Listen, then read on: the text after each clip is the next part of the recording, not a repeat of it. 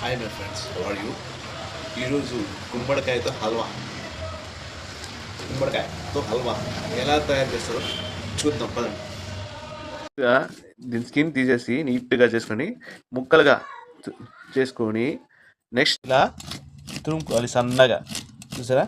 ఇలా తురుము మొత్తానికి సాధించాం. మొత్తం తురిమేసి రెడీ అయిపోయింది. హల్వా కావాలంటే కొంచెం కష్టపడాలి, తప్పదు, టైం పడుతుంది. రైట్, వెలిగించుకోవాలి. అదే కడాయి. ఓకేనా? ఇప్పుడు నెయ్యి వేయాలన్నమాట. ఫస్ట్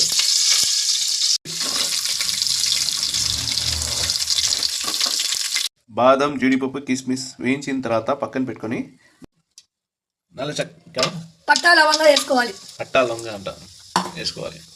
తురుము పెట్టిన గుమ్మడికాయ ముక్కల్ని పీసుల్ని అలా వేయించుకోవాలన్నమాట. తగిన నీళ్ళు వేసుకోవాలి. Water mixing. Next colour add చేయాలన్నమాట.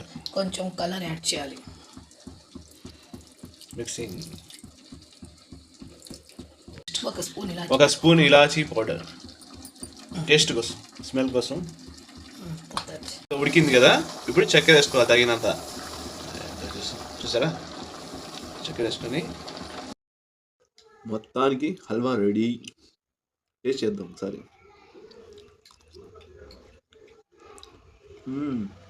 సూపర్, టేస్ట్ బాగుంది, స్వీట్ కూడా బాగుంది.